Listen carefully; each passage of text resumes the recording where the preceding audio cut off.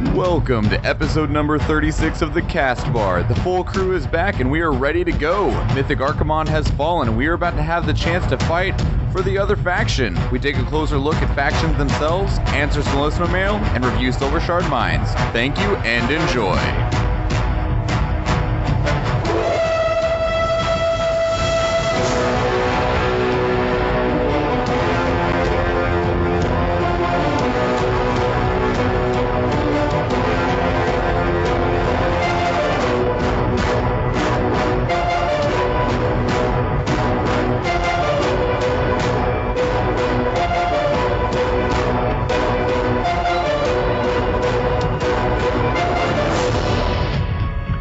Welcome everybody to the Castbar, the World of Warcraft podcast, channeling your content with no interrupts. Today is Sunday, July 17th at approximately 4 p.m. Pacific Standard Time.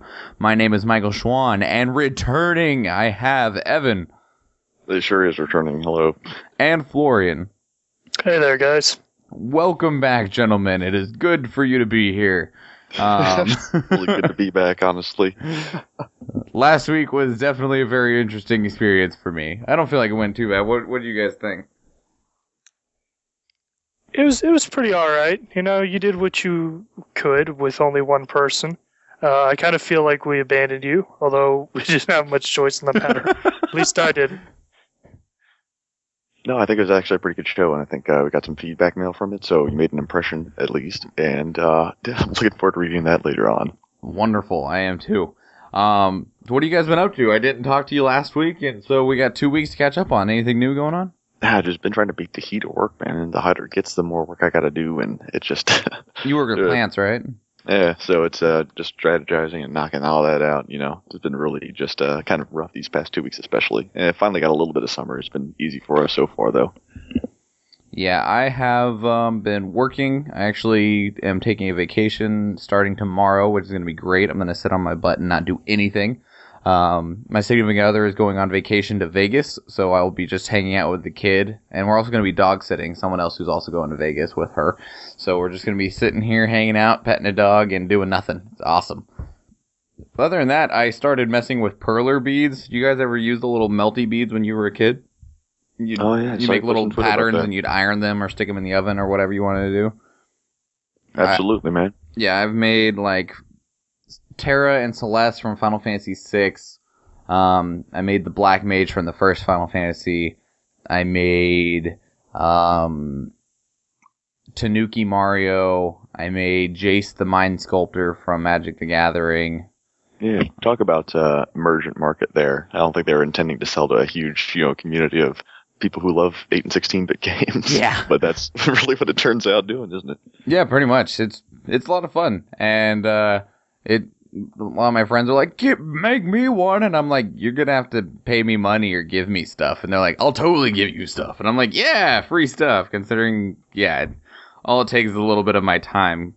I'm currently ordering the beads from China because, like, for 1,000 beads, which doesn't go nearly as far as you think it would, 1,000 beads, like, from, like, my local art store is, like, $5, and 1,000 beads from China is, like, 40 cents. That is a big difference. With free shipping. So it's just, like, if you'll just wait a couple weeks, you can save, like, $5 a pack on these. And I'm like, okay, I'll do that. Sure, why not? What about you, Florian? Anything new with you? Not too terribly much. I've just been continuing to play the game, dig into 6.2, although it turns out there's not as much to dig into as I expected. Yeah, but we can talk about that once we actually get into the show discussion. Gotta grind your way for that flying you're not gonna use. Yeah, that's it's gonna be kind of a bummer. I mean, like, I imagine it'll be extremely handy for alts, but for anyone who's not super into the alt lifestyle, I don't think they're gonna be really pleased with flying. Yeah, that's about as far as it goes. So, whoop-de-doo. Alright, let's go ahead and get into the news.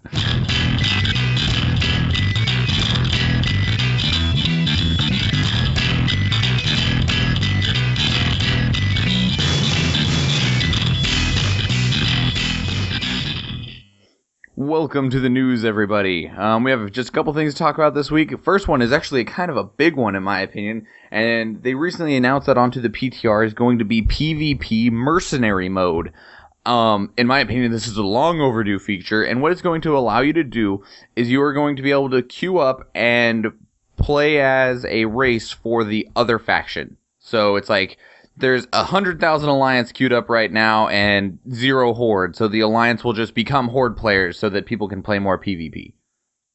What do you guys think about this, just on that face value right there? I'll let Florian speak first.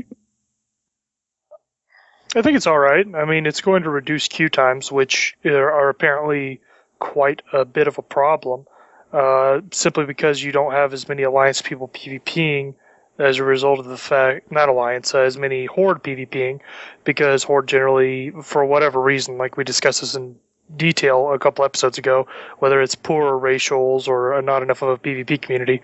So this will help to reduce queue times, and it'll get more people onto the Alliance side of the battlegrounds, which I guess is a good thing. Yeah, I don't really see any major downside to it. And they went on to describe that you are not going to retain your racial. You'll be... they didn't say if you get to choose or if it's just going to be randomly assigned. You're going to get a different racial depending on what you get changed to.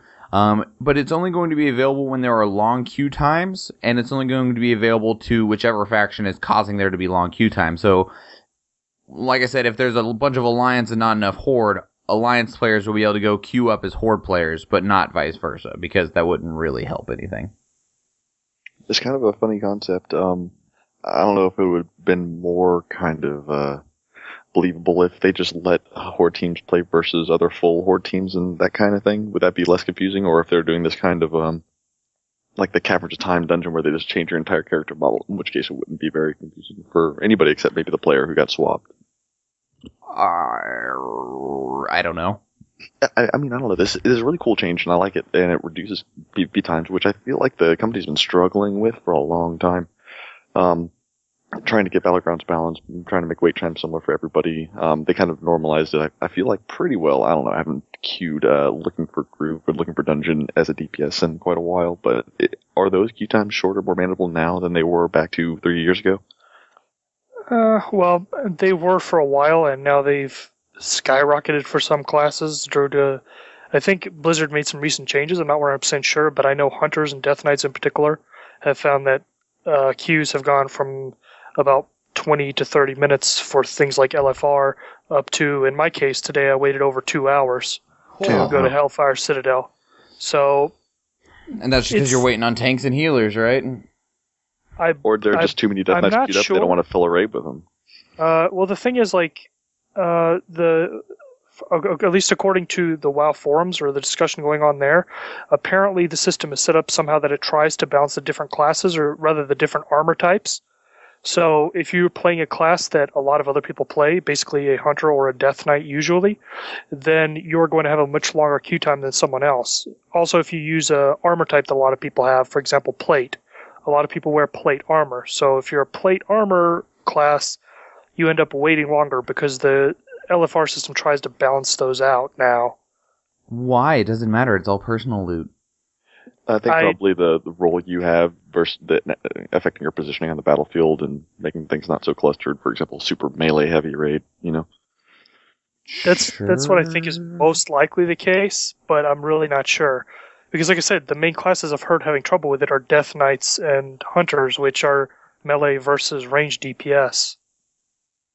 So I have no idea. Hopefully it gets sorted out, or a blue finally comes out and sheds some light on the issue.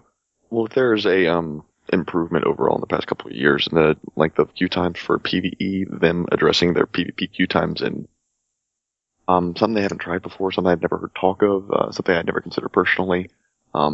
They've done a lot of things first to try to balance queue times, assembling battle groups rather than having battlegrounds queue on your specific realm only, but I think that was back in the first expansion.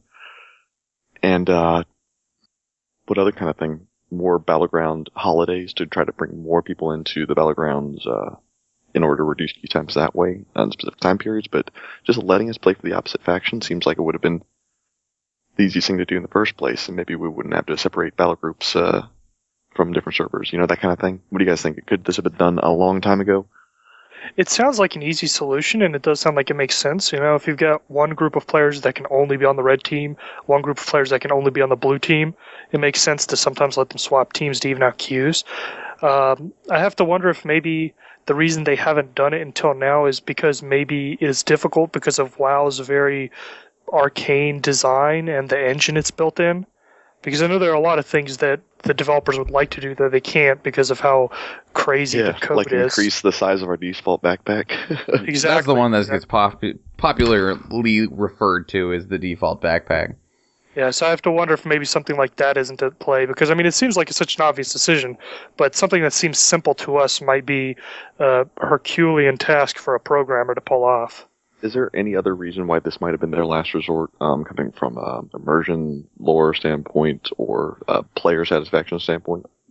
Well, for the longest time, Wizards has always been like, we can't, because I remember there was a lot of people calling for being able to just be a race on either faction, because it's really, the faction lines are pretty blurred at this point, and we'll talk about that in a minute.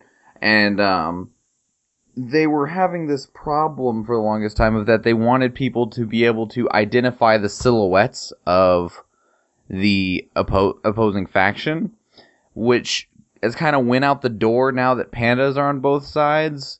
So there's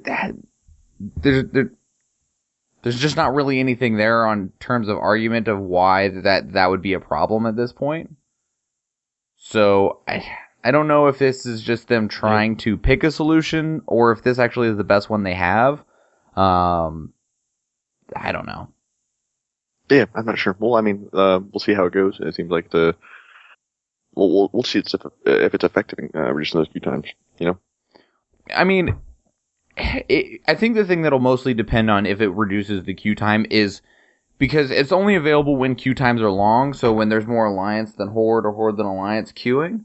The question is, what threshold, what is the cutoff for them to make this active? What makes that decision for them? How many people need to be sitting in queue for them to decide to turn this on? Yeah, it's probably a question of what is an unacceptable queue time from Blizzard's point of view. I think more than 5 minutes is unacceptable. I agree with you, mostly because I'm a very impatient man who immediately wants to have what I want to have. But from Blizzard's point of view, since they actually have to be realistic about it, I don't know, maybe 30 or 40 plus minute queues, because long queues aren't that bad for PvE players, because we can do our daily quests or knock out some questing or something while we wait. But if players who just do PvP, for whom PvP is their main thing, all they do is just sit in queue and just stare at the screen. So for them, I think it's more important to have a shorter queue. So I think shorter queues overall are imperative. Oh, definitely overall, but I'd say for PvP players, it's more important, in my personal opinion, and I'm a PvEer, so... Yeah, don't forget dueling outside of Orgrimmar, or wherever they duel in the Alliance lands. Ironforge. I don't know if that still happens. I haven't seen anyone fight a duel since Warlords became a thing. Oh, yeah? It's pretty sad now that I think about it. I don't know. The thing that I think about in comparison is so for all intents and purposes, this is a game that we play to enjoy ourselves, and if you're looking at a PvP battleground or even a dungeon, a game that provides a similar experience that isn't multiplayer, you don't have a wait time at all for. Which I realize that there's limitations with multiplayer and stuff like that, but if you think about it, games like Dragon Age, Pill of Eternity, Divinity Original Sin, those all kind of have that go into a dungeon type feel with a group. The difference is you control the entire group instead of just your one person, and there's never a wait time on those. They may not be MMOs, but the experience is similar, and I think that Blizzard should be aiming for, if there's people in queue, they get to go, period, not waiting for certain circumstances to appear. I would agree with you on that, and I think that would be great, because ideally, once again, you'd have no queues. That would be best for everybody and for just the customers in general. But that's also a huge engineering challenge that I don't think is nearly as easy as you're making it sound to be. Oh, I didn't say it was easy. I just said it needed to happen. Yeah, it's a very complex problem.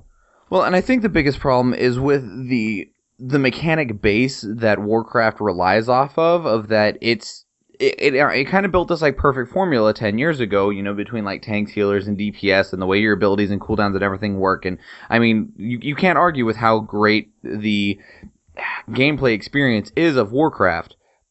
And I don't think that they should change that. I just think they need to figure out a way to readjust the mold so that it fits more things inside of it. That way, because we discussed in the past, like, trying to figure out ways for 5 DPS to queue up into a dungeon all at the same time. Because if they could, then there would never be a queue time on dungeons unless there wasn't 5 people queued up. Exactly. Or there's an uneven number of tanks and healers if you always had to pair those together. But no, I think 4 DPS and a healer should be fine. I mean, if there's auto-tuned mechanics involved, at least. Or just change the nature of instanced 5-man dungeons in general, which would just be a huge reworking of the whole industry. Or not the whole industry, the whole game. Even as they are, like, it wouldn't be that bad because, it would give you a good opportunity to use more of your class's skills, think through things, try some new stuff, I mean, like, I for one, am a person who enjoys using non-standard group combinations simply because it leads to interesting gameplay, and I'd like to see more opportunities to do that, and I think that would be a great way for Blizzard to let us play around with that.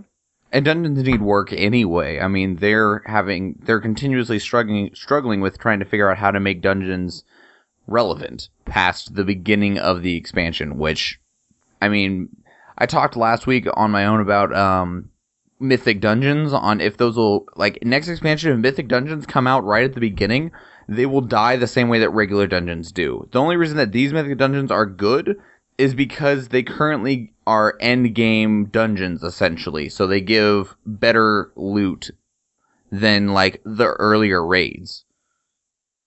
That's a very true thing that I've actually thought about that a little bit, too. The thing is, like, Mythic Dungeons, by their very nature, can't exist at the beginning of an expansion. Unless you... what they could do is, as new tiers of raids come out and we get more and more powerful gear, they increase the difficulty of the Mythic Dungeon, or they have tiers of Mythic, like there's Mythic, and then there's like kind of like what are they called? Torment levels and Diablo? Torment levels, yeah. Like there's Mythic, and then 6.1 comes out, or 7.1, and then there's Mythic 2, and then Mythic 3. I think that would be a potential solution for that, because I don't know if you've tried any yet, but I've tried Mythic Dungeons. I quite enjoyed them. They're very difficult. They're very unforgiving. Especially for people who can't use things like CCs, use a CC, using cooldowns properly, interrupting abilities. You have to be on point in those. And I quite enjoy the difficulty in a smaller group, and I'm hoping they bring that forward to future expansions. Yeah, I think they probably would, but I don't see a problem with them introducing Mythic Dungeons at the very beginning of an expansion. Just make it so difficult that a new player with new gear couldn't possibly hope to defeat it, and then as players gear up in raids and things, and all of a sudden you make possible to do this harder version of the dungeon that gives you the better gear and make that gear accessible as soon as players can defeat the content, not accessible, less than a lockout after the content's released for the first time. I see people being very unhappy with that. And there will probably be people that are good enough at the game to do it anyway, unless you actually have a gear an item level that can't be attained as the wall for people to try and get past. But all in all, I think that's a very dangerous slope to try and actually go down. Well, I don't know. When they released the original game, the first 60 levels, they made Quell Sarar available, I guess, in the first patch, but just nobody could hope to get it for, months and months after that because of all the leveling and grinding that needed to be done. That's leveling and grinding, though. That's not a difficulty wall. Like, when people can solo the endgame boss compared to just needing to put in the time, those are two very different things. I don't know. Yeah, I don't know. It's a hard analogy to draw, I guess. Anyway, let's go ahead and we tangent on that. Let's go to the next one. And blue is Florian. Florian, take it first, please. Do it. Sweet. So, we have finally had somebody take down Archimond, which is great because apparently he was just completely bugged and they were having bad times. Method are our champions.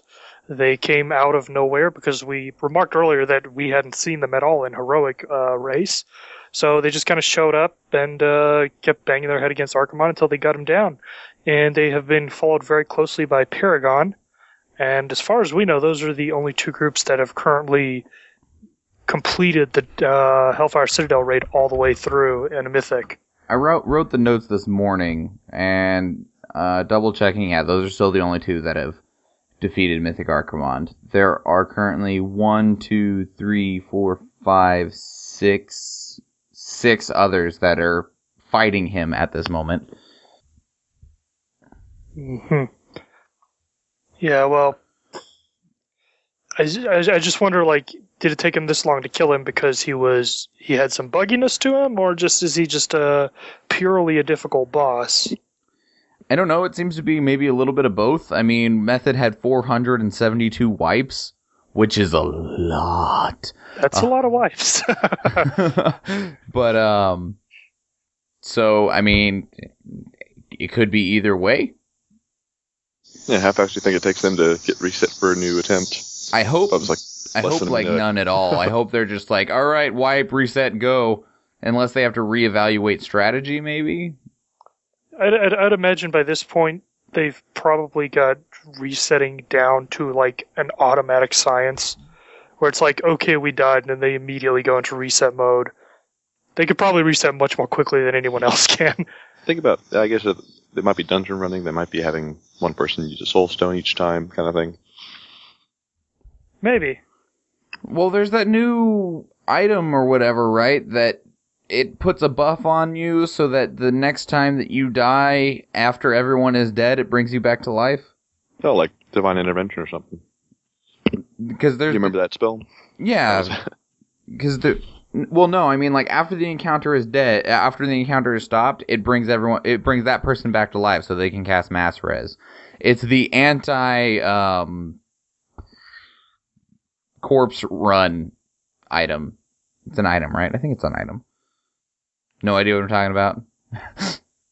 Mm-mm. Oh. I have vaguely heard of this item, but I can't actually bring to mind where I heard about it or what it is. I don't remember how to get it, but I remember it exists. Anyway, so congratulations to Method and Paragon for defeating Mythic Archimond. Let's go ahead and move along. Evan. If anybody out there misses those Lich King dungeons, now's your chance to do them for level 660 gear, which I was really impressed by. Time Walking event goes on this weekend. Is it already going on? Yes. Right now? Yep. It is currently running. Okay, so it's not like you're giving our listeners a heads up necessarily. But I hope you guys who are out there playing it and listening to the episode now really enjoyed going back there and getting that 660 gear. I haven't stepped in yet, but it's Sunday right now, so I still have a chance. This stuff is better than the catch-up gear on Tanan Jungle. The tokens only give 650 or a chance for 675, or with the upgrade token, does it make it 695, Florian? I thought it made it 675. 695. Well, gear is 695 when you use an upgrade token. That's but what I I'm talking about. don't It's the think those 675. tokens. I don't think they work on the Time Walker gear, which is the disadvantage. Oh, well, yeah, but the base level 650 tokens give you 650 item level gear. This Time Walking Dungeon gives you 660, so fill in some of your gaps, or just everything will be an upgrade, which I think at this point in the expansion, I don't want to spend all my time getting a full 650, some 675 pieces from Tanan, and then go for a Time Walker event and get like 645 or 650, 660, I mean, it's a good bonus. That's going to get me in there, definitely. It does have some good bonuses, and it's also worth mentioning that this week's Time Walker quest gives you a normal Hellfire Citadel cache if you complete 5 Time Walker dungeons. So I think this is, as far as incentives, we've been talking about has Blizzard incentivize players to do something. This is a good incentive. Oh, definitely. Absolutely. Very good. But you get raid gear out of it, plus it drops decent gear. It's only so good, though, because 6.2 has just dropped, and I haven't been into Hellfire Citadel normal yet, and, 8 weeks from now, I'm not going to feel the same way. How are you going to incentivize me to keep doing this 8 weeks from now, 3 months from now, when we're still working on Hellfire Citadel? You're going to up the caches to heroic, and you're going to make the Time Walker dungeons more difficult, I'd like to see a scaling, thing go on so that it's not irrelevant unless I'm doing an alt. Does that make any sense? And I think that's the problem, like we talked about earlier with Mythic Dungeons, of that since all of this is coming out in the middle of the expansion, it's working fine at this base level right now. But going forward, if all of this is set at these numbers in comparison of terms, come next expansion from the very beginning, then the Time Walking Dungeons and the Mythic Dungeons will just be dead with the second raid. That's very true. I honestly don't know how long it's going to last, because time walking was great during the first time walking weekend, because I didn't have any 660 gear. My item level was like 640-ish, so it was just wonderful. It was like a magical rain of gear.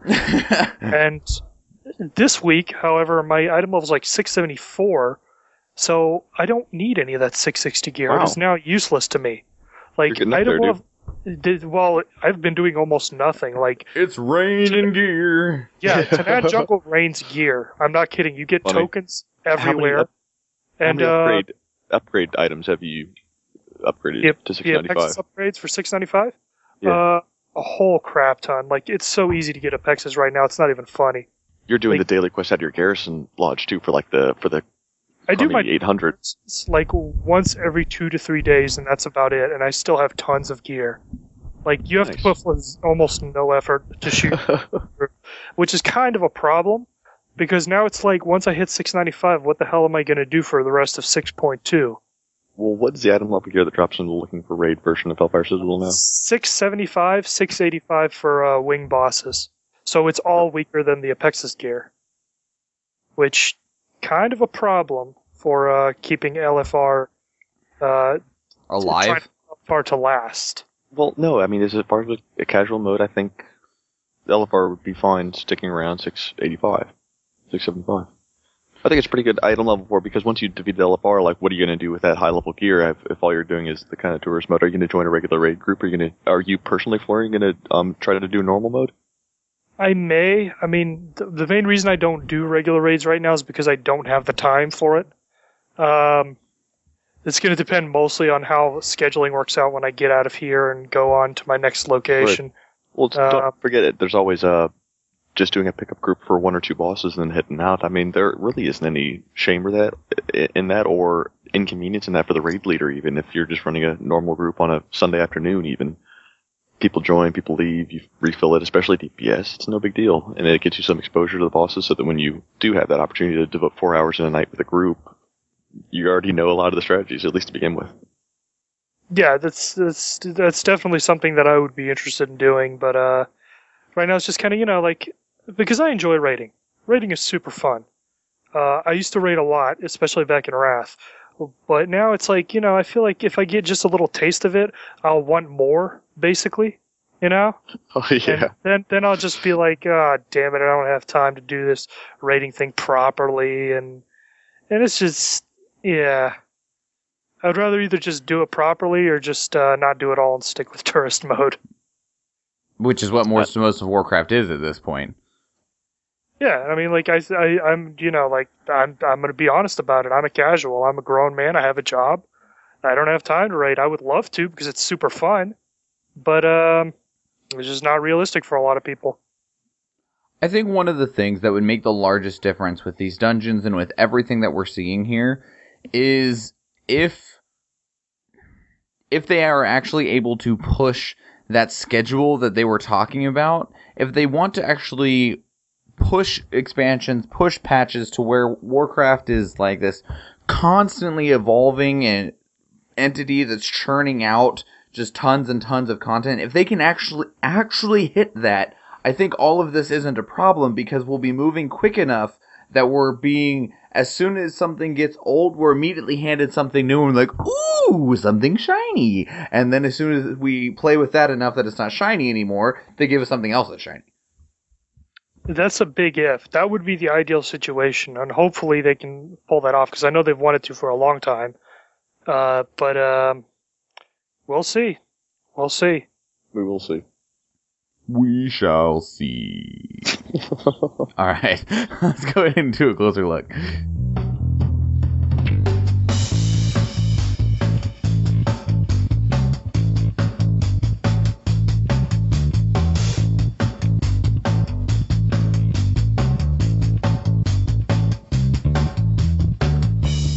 Welcome to A Closer Look, everyone. A Closer Look is a small section that we do in which we take something in Warcraft and, well, give it a closer look. We give it a little bit more discussion, a little bit, just a little bit more. And this week we want to talk about factions, and I think it's a good thing to talk about right now with, PvP mercenary mode. That's mostly due to faction imbalance.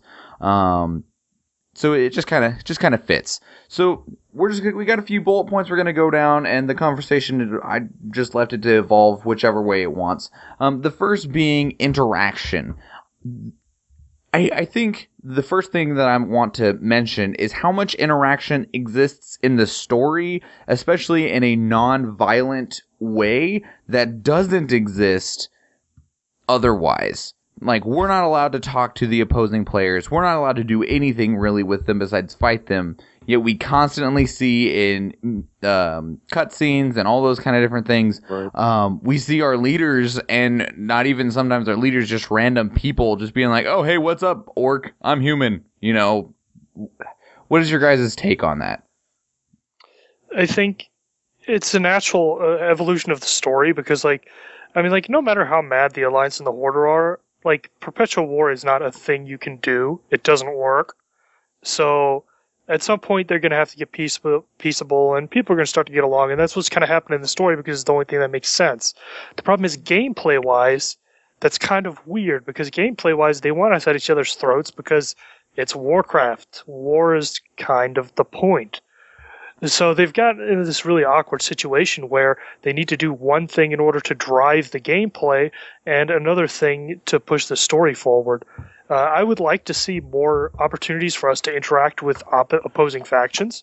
I think that would be really cool to be able to do maybe some cross-faction interaction quests, or maybe learn another faction's language, for example, would be really handy. But yeah, since we're not allowed to talk to them at all, ever, period.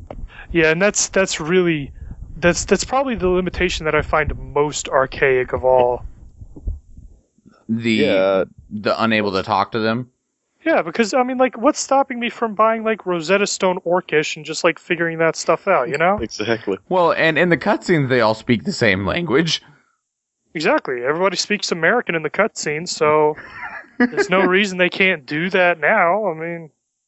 At least I don't see a problem with it. Yeah, it does seem like... I think it was a thing that was pretty neat when it first started, when it first came out, back 10 years ago when Warcraft launched. I think it's a very antiquated, just, I can't call it a feature. I think the language limitation is just an antiquated thing that it doesn't really need to be around anymore. Back in the vanilla WoW days, you were able to do custom emotes that were understandable between factions. And then, I think it did away with that, and then introduced does some strange gestures kind of thing anytime you did a custom emote, to, the opposite faction there. And then they only, made into gibberish, when somebody's talking, burr, kek kind of thing, only happened to letters, and you could use ASCII kind of style drawings with the brackets and the backslashes and forward slashes and things to lead speak. Yeah, lead speak. And numbers that I think numbers too, that the enemy faction could understand, and then people hacking or, just getting on Ventrilo or whatever and going somewhere with somebody of the opposite faction and saying, all right, what letters does this make? What letters does this make? And then doing the "me love you long time," or the things you hear shouted over Orcish in the battlegrounds and things, just to taunt other players. So there's a mild way you can interact. And I think emotes, the standard system emotes are a pretty, kind of flexible way to interact. If I see somebody and they don't kill me, but they help me do a quest mob, and then you salute or wave or bow, or, and then that's the limit of the interaction. I don't think that's all that bad, honestly, but I really think that adding some functionality to the was it you're talking about a feature, the different languages like Torahe and Sylvan, that kind of thing, all the racial languages that we have that we can change our chat into to talk with people of the same race. Being able to learn those, I think, would be really cool. Well, and I just, like, if you, like, so you can speak to anyone in your faction with what is the common language, but if you try to talk to somebody in a different faction, it's always in your language. You are speaking Orcish, you are speaking Tauren, or whatever it is that they speak. And I think that's where a lot of the, like, head scratching comes from, because that just seems very odd when we all apparently are able to speak the same language, we just don't. Yeah, I'm not sure. But I like that you brought up the inconsistency between the cutscenes videos and the RP kind of events that happen, where our leaders are talking to one another and this and that, and they're all speaking English. And then we can't talk to players. And do you think the separation, being able to communicate with players, is more to increase immersion, or is it to decrease harassment? Is there like a PR stance and why they've limited us? I don't know, because, I mean, sometimes the opposing faction's leaders talk to us in our language. And not even always opposing faction leaders, just sometimes opposing faction random NPC number 392 says, "Yo, hey, what are you doing here? I'm gonna attack you now." I mean, technically, I mean, if I can't understand what you say as a Tauren, Evan, then I shouldn't be able to understand what anyone in the Iron Horde is saying. And that would make more sense to me, because they aren't on Azeroth, where we apparently have a universal language. Right. But I do. Exactly. So it's got to be cinematic, you know. So at least there are different factions and different races. I like the ability to, I mean, all the bad kind of head scratching it does bring in, it does also provide a kind of cool environment where I have my compatriots over here, and then I have the enemy, which are all through other players that made their choice, and it's hard to swap. That's why the battleground mercenary mode affects that a little bit. A little bit of the I'm fighting with my faction against the alliance scum. What are these gnomes doing on my team? You know? Well, they won't look like gnomes. Yeah. I mean, I like the promo image was them wearing the Halloween masks, but Well, and the biggest upset to this is pandas. Pandas should all speak the same language. I know that when you get introduced by your faction leader, they're like, "If we ever catch you talking to a panda of the opposite faction, we'll kill you." And it's like, okay, but I should still be able to understand what other pandas say. If they're talking... Well, yeah, I mean, what do they teach you? Common? You've only spoken Pandaren in your life, or do they watch Alliance and Horde, like movies and TV shows, so they all know Orcish and Common? Well, I mean, even if they only spoke Pandaren, other Pandaren are going to understand Pandaren, even if they're not talking to you. If an Alliance soldier walks up on a Horde panda, and there's two Horde pandas, and the pandas are like speaking in wait, I need to set this up better. Alliance panda comes up to two Horde pandas, and the two Horde pandas are like speaking in Pandaren, obviously, are like, "Yo, we need to kill that Alliance panda." That Alliance panda's gonna know what they said. Yeah, it doesn't make any sense, but there's a functional aspect to why it is, I guess, and I think it does lend a little bit of fun to the game itself, not being able to communicate except the remotes. I'm not dissatisfied with the system. I am. Anyway, that was only one part of the whole faction discussion. It's true. Next, we're going to go into faction imbalance, and I think this kind of is something we can talk about both in terms of gameplay and in terms of lore. So we'll start with gameplay, and right now it seems like PvE is Horde, PvP is heavy Alliance. Like 80% of the PvP player base right now is Alliance, because Alliance racials are apparently that much better. Right, and we've talked about that ad nauseam in the past. The only imbalances, though, are probably PvP related entirely. There are no PvE or questing imbalances, are there? There are on servers, like specific servers have imbalances. I don't know if you want to consider that, though. I mean, because like US Storm Rage has like 250,000 Alliance players and like 1,000 Horde players. And then US Illidan is the exact same, but vice versa for Horde. So Just sheer number imbalance. Okay. Yeah, that's definitely always been the case. It's the nature of the beast.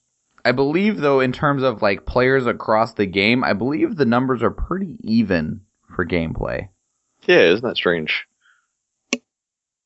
And they just kind of separate based on the faction stuff, or you join a server and there are way more alliance than horde, so you don't stay as horde, and it just makes the problem worse.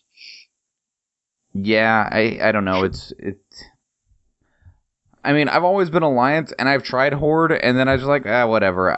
Like alliance, I would not be opposed at all ever to playing horde. I just play alliance because that's what I've always played, and that's what I know. It's like. Because I faction changed my shaman to a orc for a little while, and then I was like, I don't know where anything is in Orgrimmar. This is really annoying, and so I just got tired of it and switched. Right, I understand that. And just switched That it back. little kind of ancient familiarity of always playing the same faction. Even after 10 years, some of the veteran players, it's very comforting. Yeah, I mean, it's like, the shops in Stormwind are always in the same spot. The shops in Orgrimmar are always in the same spot. So it becomes just a automatic type thing of you're just like, and I go over here, and all right then, cool.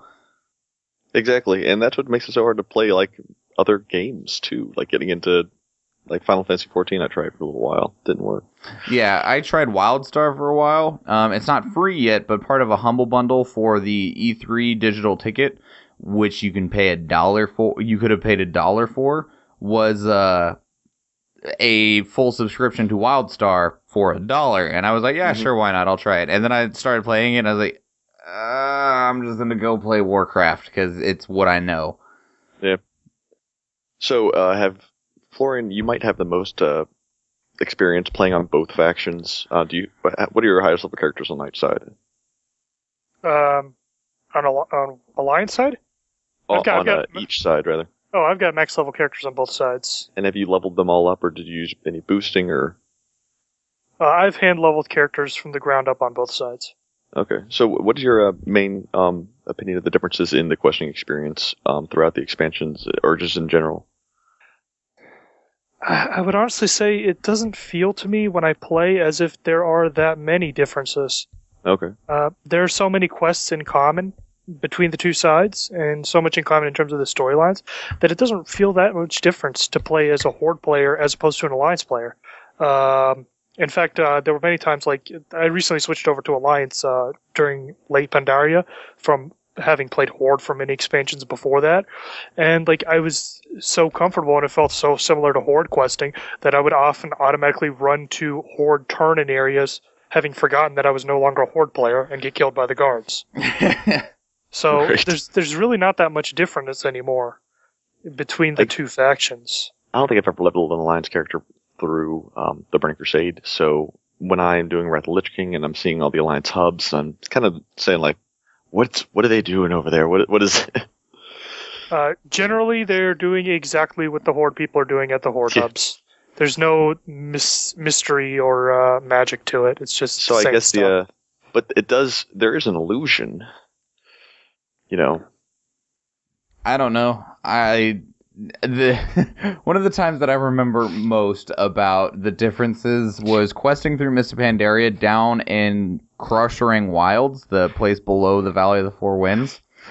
And in that place, for some reason, unbeknownst to me, there's two little camps, which are the Horde and Alliance base down in those, before you build the little, like, beach bases. Actually, in the questing area, though, there's just two little camps. For some reason, the Horde one gets a mailbox. The Alliance one does not. So, I'm feeling kind of cheated here.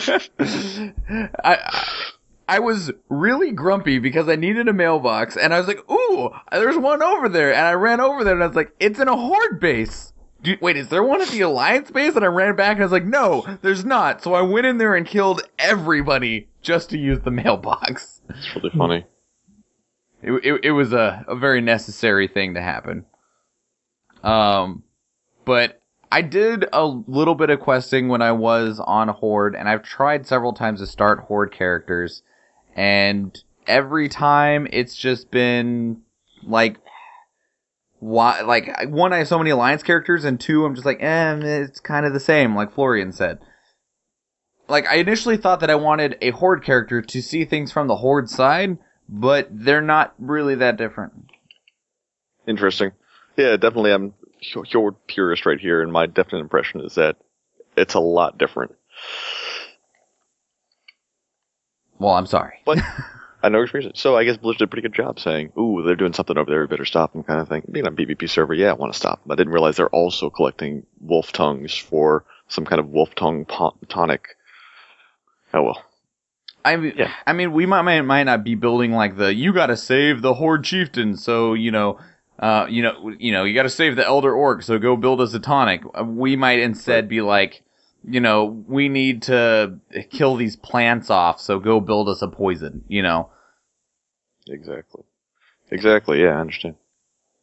Same lame premise. So faction transfers. Am I the only one that's done faction transfers? I think I've done one in the past.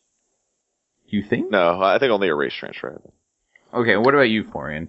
It's not really a matter for you because you have both, but I'll ask anyway. No, I've never seen the need to do one. Okay. I don't even... Do you guys have any idea even how popular they are, if they are?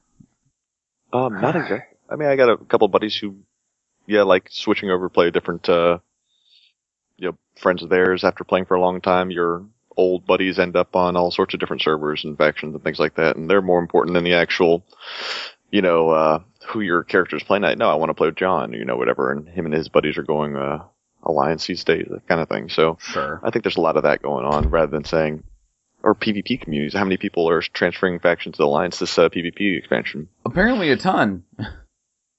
Because, and I guess it's all for humans, because humans have, apparently... The second trinket? Yeah. Something like that? Well, I mean, you end up not even using it as a second trinket. Instead, you use it as your trinket and use 2 PvP trinkets. Oh, there you go. So, that's what they've been doing, I guess. Funny. Well, yeah. Transfer, I think there's a lot of reason to transfer. PvP has a whole different set of games. Mostly, I think it's social. Yeah, I mean, the only reason that I've ever transferred was either, like, the very first time I transferred, it was to follow a friend. The next time I transferred, it was because I came back to playing and the server I was on was completely dead. Like, dead. And then the third time I've spent a lot of money on transfers. And these are realm transfers, not faction transfers. Third time was to follow a friend again, so... But, I mean, I've only done the faction transfer once, and I only played on the other faction for maybe a month, maybe? And then I was like, oh god, I just need to just change back. This is not good enough. Right. Can't deal with the Horde. No. I mean, the players didn't... Well, and we'll talk about that in just a moment, actually, player base and culture. Next is population and markets.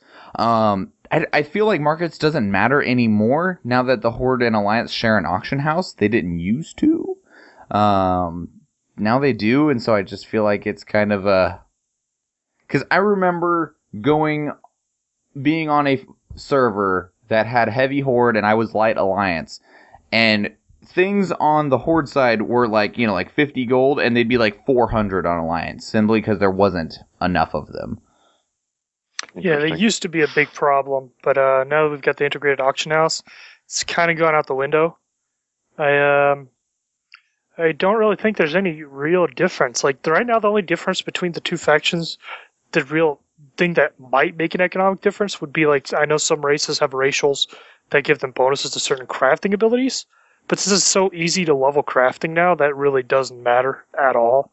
Well, and I've never even noticed that those bonuses make a difference. Like, because my jewel crafter is a Draenei, because Draenei get a plus 10 bonus to jewel crafting, but I don't know why that matters, because it's not like there's something that takes, Right, exactly. It just makes leveling a little bit easier.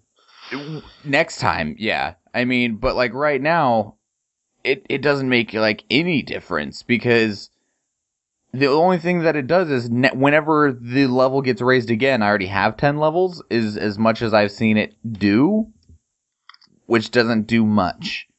Right. Yeah, I don't know. It's kind of weird flavor things, which is strange how they make them so like kind of viable in PvP, especially the racial abilities and differences. I mean, but yeah, I mean, Go ahead. no, I don't know. Racial differences are not exactly the same as like a faction difference. When you talk about racial balances or racial differences making a difference in the scale of faction balance itself, I think you're only really talking about what that whole faction can bring to the table as far as its races, which are it's basically a PvP discussion. If you're talking to somebody about what kind of character they're going to make, are they going to choose based on the faction or are they going to choose based on the race, do you think? If they're not following a friend, like if they're starting out and they're not choosing a friend, like, it's like that's what made me choose Alliance, is that I started and all my friends were on Alliance. I was like, I guess I'll play Alliance then. And it was also real convenient that Alliance had humans, because humans are what I always play in everything. Oh, okay, yeah. Because I'm boring. But otherwise, I mean, you just go with what you think is cool, I guess. And I think that's why originally there was a little bit of a horde outnumbering the Alliance a bit, because they're just cooler. Yeah, they were the cool races. But I mean, then Warcraft got bigger and Alliance has all the pretty races, and then, it just kind of just settled out to where it is, which is pretty much, 50-50 as far as I'm aware. Maybe 49-51, but... What was this topic heading? Right now, population. Okay, population market. Yeah, it's always been kind of server dependent. If you're on a high horde, server or a high alliance server, those are pretty characteristic. And you named two really good examples there. I don't think that's always about PvP. Like I said, I think it's about how crowded you want your world to feel with your faction when you're out there walking around, and that is a big influence on whether you stay on a server. I think one of the other things that hurt population for the factions is that generally there is a like a snowball effect. So if Alliance outnumbers Horde on a server, then people pick that server to play Alliance on, and then it just makes the problem worse. And that tends to happen on almost all the servers, save for RP servers. RP servers seem to be kind of like immune to that whole thing, as they want to be more balanced. But otherwise, like, almost every server that I can think of always has one side that heavily outnumbers the other, because you want to be around more people, so you go with the faction that has more people, or you just go to the server that has the faction you want that has more people. Yeah, that is kind of a problem, and it's a problem I think that would be easily solved, though. The way I see it is, you just give people, if you're on a server where your faction is the inferior faction and is outnumbered, you just give some sort of, I don't know, buff, or maybe not a buff, some sort of advantage to kind of make up for that, and to attract people to switch to that side on that server, if that makes any sense, or to choose to roll that particular side. It seems like an easy solution to the problem. Yeah, I don't think it's a problem that will ever have a solution, unfortunately. Not full solution, no. I mean, just as a stopgap measure. Well, there is a solution, actually, but we'll talk about it later, because I don't think it'll actually matter. Anyway, next is player base and culture. I remember when I first started playing that Alliance, like, I was literally told Alliance is 12-year-old boys that want to screw my mom, and Horde is all the cool people. Yeah, I'll attest to that. I started off in Alliance, so my first character I made was a Gnome, got him to level 60, and then when I started my Tauren Druid, I never really played my Gnome again, no expansion after that, He's level 64, I think, right now. So, I mean, that's kind of the assessment. I mean, it really is, and I have made Alliance alts over and over again, just never gotten them all that high up. I got a handful of them underneath level 60, so... I just always jive better with the player base here. I think it's a big difference. See, and when I faction changed, I didn't notice a difference for me. They felt the same. That's because for most purposes they are the same. Right. The difference between the factions it was bigger back in vanilla, and it's slowly sort of eroded, and now it's really just an aesthetic difference for the most part. Occasionally there are gameplay differences. Like I know right now in Rollers of Draenor, a lot of Horde people are upset that Frostfire Ridge is much more inconveniently located than Shadow Valley is, especially for 6.2 where everything's at Tanan. But like generally, it's just a visual difference now. It doesn't feel different to play as Horde than it does to play as Alliance, and that's something that, especially from my position as a lore buff, really annoys me.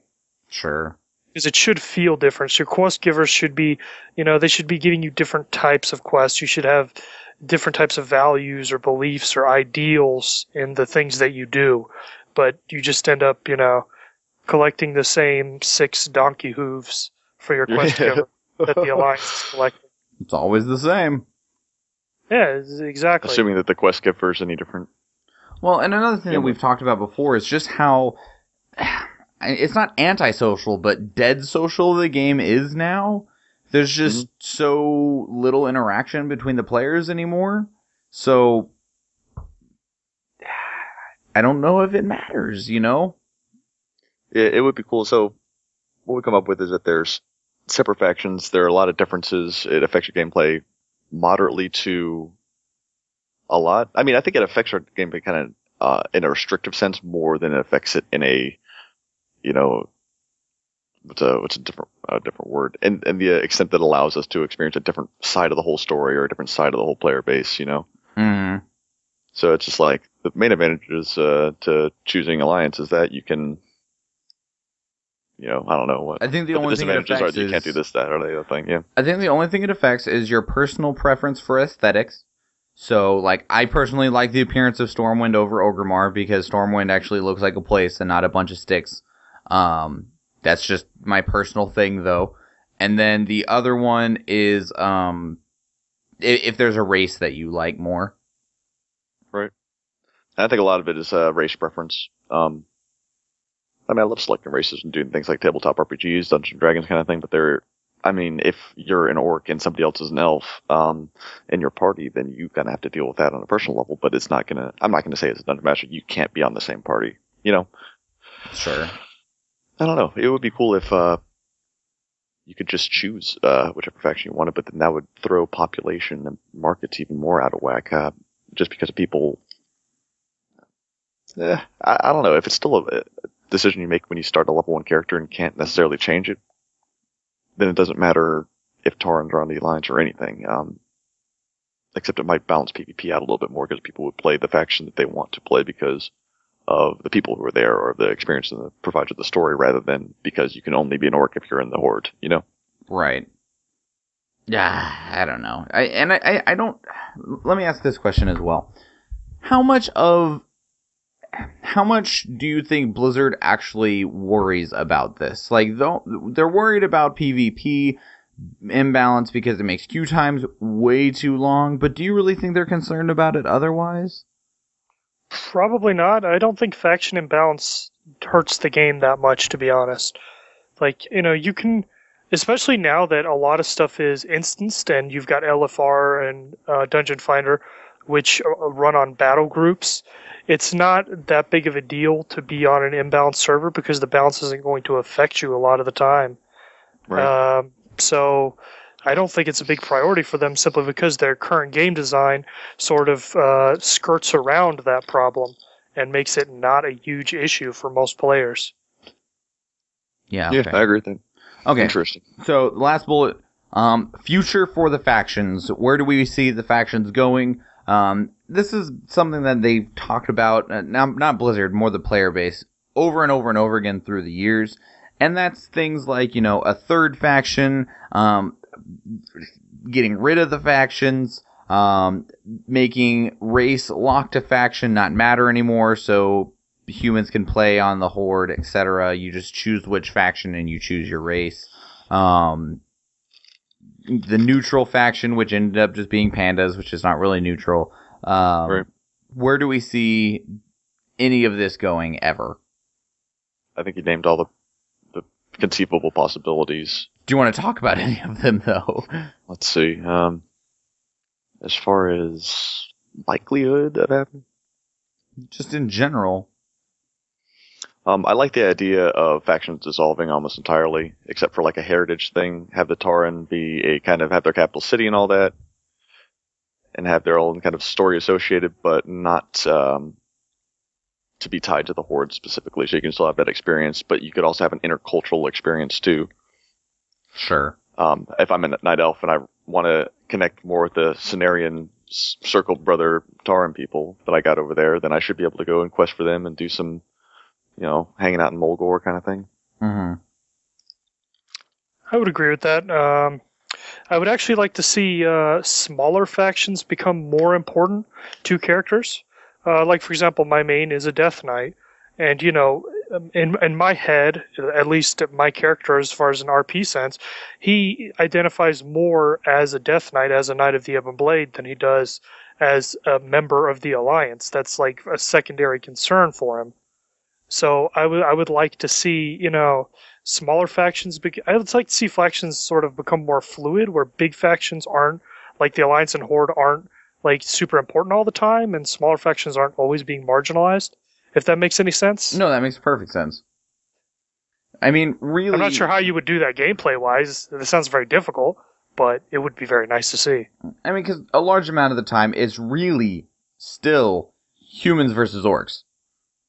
Yeah, humans versus orcs with some other races that just got sucked into it. Mm-hmm. So, I don't know. And there goes into the thing of, like, people are still wondering if Sylvanas is going to go off the hook because, Sylvanas.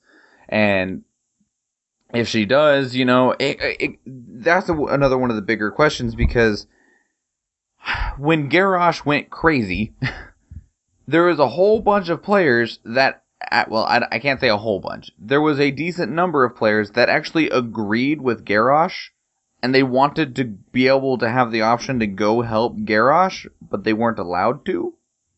Yeah, that would be a really complicated game, but amazing and awesome and immersive and believable and realistic, but complicated to create a game that gave you that level of choice and was balanced, and provide like a balanced experience. Or, I think I would love to have a game like that, even though it wasn't fucking balanced. I wouldn't necessarily, power game and min-max and be the strongest person ever just because this is the way certainly you get the improve most strength. immersion. Absolutely. Like a real sandbox, open world, do what you want, but still have PvP and enriching lore, story, and all that stuff. I mean, that would be the top 10. The top Sounds like one, you're probably. pitching a new MMO. Well, because if Sylvanas does go off the wall and goes complete cuckoo, there will be a horde, mind my pun, of players that would want to follow her. Because there is a just huge mass of people that adore Sylvanas, regardless of how crazy she is. Yeah, but as we're going to read in the next section, the most of the game isn't flexible to changes in the overall present storyline. They're still trying to kill Deathwing. They're still trying to kill the Lich King. You can't have Sylvanas break off of a faction, create a new character under her faction, defect at max level, and have that affect the real-time game world until you get to end game, in which case it would leave a shadow of that event having taken place forever for that level range into the future. I mean, you gotta have something that's dynamic. Level 1 Elwyn Forest is going to be being attacked by Deathwing, or in the post-Deathwing age, or in this age where everybody's in an alternate timeline, which is kind of a strange but trippy, immersive way to play a new character at this point. Maybe Warcraft just needs to have a giant retcon? Like, it's getting bigger than it can contain? I would agree with that. Like, maybe it is almost time for Warcraft 2. Well, let's save this discussion for later on, because this fits really very well into our mail. Sure, okay. Mailbag bumper, where is it? I haven't played it in a while. Found it, haha.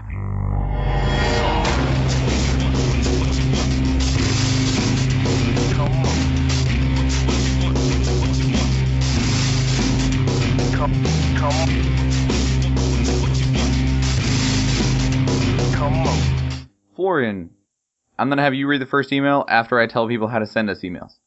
So if you would like to send us mail, feedback, questions, tell us how good or bad we are, or anything like that, you can send us email at thecastbar@gmail.com. We also like Twitter at Castbar Podcast. Colin leaves a voicemail at 508-738-2278. You are also able to just leave your questions and feedback through our website at www.thecastbar.com. Florian, would you like to take the first email for us? Sure. I'm very happy to. If you want, this is purely up to you.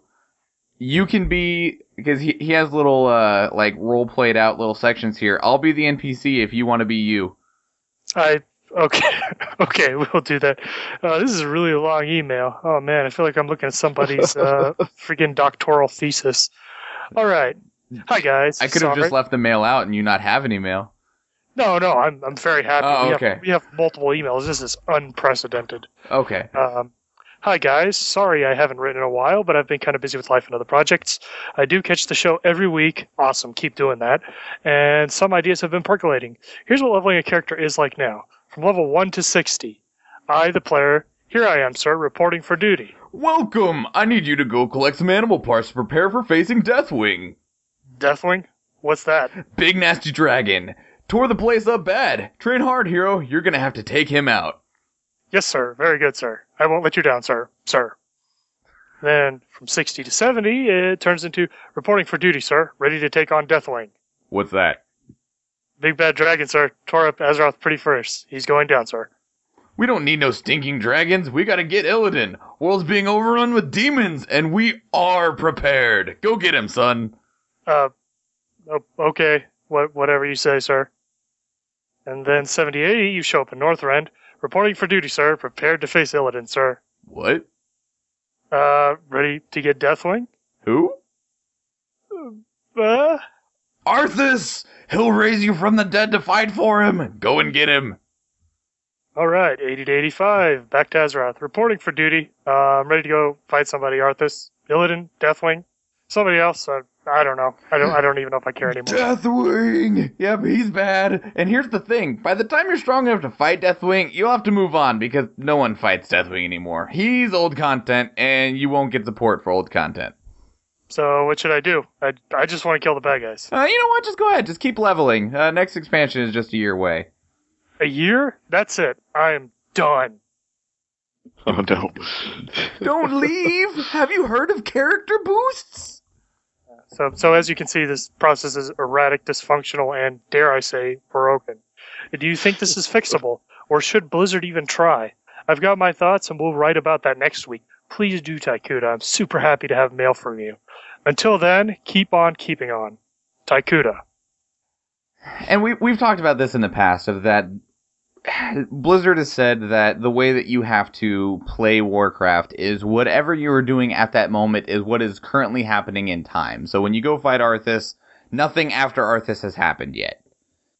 That's true, but like a new player's not going to know that. Like, I've not gone to the store to buy a copy of World of Warcraft since like 2006, but I'm pretty sure when you open the box, it's not going to come with a timeline explaining all these things.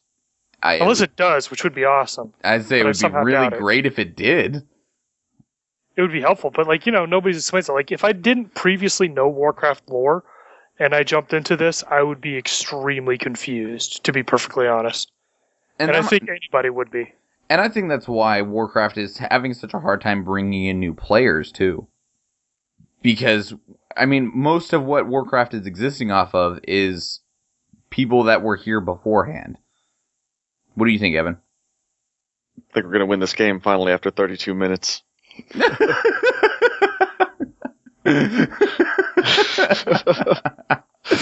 No, it's a solid point, and it's a solid problem, and it's a problem that's been around basically mostly since Cataclysm, actually. Once they revamped the 1 to 60 content, 1 to 60 and going to 70 to 80 just didn't make sense anymore, whereas beforehand, as you were leveling, it had this natural progression, which just doesn't exist anymore. Right, and I feel like we did tackle this in a couple episodes. It's just like a crazy thing. We have to see the transition, I think, that they make out of Warlords into the next expansion, try to figure out if they are even thinking about this at all, if it's even on their radar. 'Cause if they're going to implement this new system that makes all this make sense, they're going to start talking about it probably yesterday. So I'm not sure anything truly crazy is going to happen. Well, but again, we're going to really see. Well, and some of the things that, that would allow the world to progress, Blizzard is just still just leaving alone. I mean, we were really hoping that Stormwind would be fixed in some way, especially the giant hole in the park. But it just hasn't. It was just left out and skipped over, and we moved on with our lives because it's not important enough to Blizzard for them to do anything about. Yeah, I mean, I'd really love to see a revamp, release a total overhaul, just to keep all this content, make it make sense. But as it stands right now, it's kind of like the elephant in the room. Maybe it's not even an elephant. Maybe people really don't care. Maybe it's not on Blizzard's radar because it's not on the player's radar, and it doesn't really bother anybody. They just get to end game and enjoy this weird Draenor story that we're doing. They don't have to really contextualize it. No. Thank you for the mail, Taikuda. As always, it is appreciated. Where's my little gunshot? I'll take the next one. Guys, please don't make Michael go solo again. He complained about WoD for 30 minutes. As always, the show is interesting, even it was the ramblings of a madman. So here's my questions. If you disliked the story so much this expansion, I want to know what you find most enjoyable about it. And next I want to know what you found most enjoyable about the last expansion. Also, something for Michael. If you need... Oh, that's other stuff. Anyway, thank you for your time, Kiefer. So, it's not that I don't like the Warlords of Draenor storyline. I think it's great. It plays out wonderfully. It just seems real goofy. Like, out of all of the things, and a lot of people talked about this when Warlords came out, of all the things that Blizzard could have done to take the next step, they took a step back. Like, they had 5 different passageways they could have walked down to progress story, and what they did instead was go back down a hallway that they've already seen before. Which, I mean, it worked fine, the story is fine. I mean, I really enjoyed some of the characters, especially Yidel. I think she's amazing. But at the end of the expansion, this expansion does literally nothing in terms of progressing our story. At least at this juncture, it does nothing. Yeah, definitely. I would agree with that. And that's probably the most disappointing thing about the expansion is that it doesn't seem to lead anywhere. It just seems like we're going to go back to Azeroth and go back to what we were doing at the end of Mists, you know? It seems more like a side story than a primary expansion, which is kind of weird because we haven't seen that in an expansion before. So far, all of the expansions have been major storylines with major goings-on and big shakeups. And honestly, this is just it's basically the side quest of expansions. If you consider it as a side quest or a side expansion, though, it's a pretty badass side expansion. I mean, this is, if you just break down your scale a little bit, don't consider this like Wrath of the Lich King, consider this like patch 6.5, you know? And that's a really cool patch, you know? And if this kind of thing came every 14 months, that wouldn't be bad at all. I'd still rather have had things that mattered for the story, though. I mean, if they do have like a little mini patch coming up that does add something story-wise that does affect Azeroth and affects the main line and everything like that, then sure. But I mean, nothing that's happened on Draenor matters at all once we've left. Besides, like, maybe Gul'dan is still around and can transgress the dimensions some magical way, but I mean, that's really reaching there. Like, you know, that's really Well, I mean, didn't they say they wanted to tie in expansion to expansion more cohesively, like Miss Pandaria and the Warlords of Draenor, even though Garrosh is gone? Spoilers alert. Rewind and don't listen to that part if you don't know that. They can rewind the timelines in Warcraft. We can do it on the podcast. So, but yeah, I mean, so yeah, going forward, yeah, maybe some part of this, maybe we're gonna go with Grommash back. I don't know. We're gonna see what happens. So I'm really kind of interested to find out what happens. Yeah, I'd like it if at least we could take some of the characters, Ural in particular, because she's been built up as a really great character, and it would be a massive waste to just leave her on Draenor and then not use her again. She would basically become another Marad, Yeah. who could have potentially been awesome, but we never talked about him again after Burning Crusade. So I hope we at least take some of the characters forward from this, if nothing else. We can hope, but I don't see it happening is the most unfortunate part. No, Yeah, I mean, no, I think it's improbable. I do see it happening because of this. There are two different directions I can take with Uriel saying after Draenor and the end of the expansion saying, okay, Uriel, we'll see you later. Have fun in your universe. Or they can say, oh, we just opened the portal back to the original Azeroth, and it turns out that Gul'dan got there in a separate timeline is fucking shit up, so we need to take control and come with us, Uriel. You're the only hope for the Draenei, blah, blah, blah. And then we go forward with her in all of our future adventures. I mean, they've exhausted a lot of the characters that come from the original WoW lore from Warcraft 3 and the Frozen Throne. Everybody kind of has a part in their story, so they need to start introducing these new heroes like we've been talking about, and then maintaining them in the story for good, I think. Well, like does anyone actually have any story left? Sylvanas does, which I already mentioned. Sylvanas has lots of story left over right now. Does anyone else though? It seems like Varian Wren has a lot of story from before. He has a lot of story that's locked away in books, and he does technically have a demigod inside of him. The Tyrande Malfurion. I mean, they're just chilling out, husband and wife, leader of the elves. Like, they ain't doing jack. Much. Yeah, Maiev, if you remember who she is, she's still out there. She's still alive. Any villains, smaller ones? Not talking about the Scourge, not talking about the, I would say Millhouse Manastorm if he wasn't a follower in the garrison. Yeah, right? I think they've thoroughly kind of canned him as a serious opponent. Not really. I mean, not that I can think of off the top of my head. None of the Scourge bosses like Baron Silverdale or Rivendell. Kel'Thuzad is technically still alive. We never destroyed his phylactery. Is that right? Yeah, there's a lot of people that question if Illidan is still alive since he was a demon, and when you kill a demon, it doesn't die. It just goes back to the Twisting Nether. It gets banished for 100 years. Is that what it is? Or 10,000 years or something. I don't think it's 10,000. That's what Illidan shouts when he does his metamorphosis. Feel the fury of 10,000 years.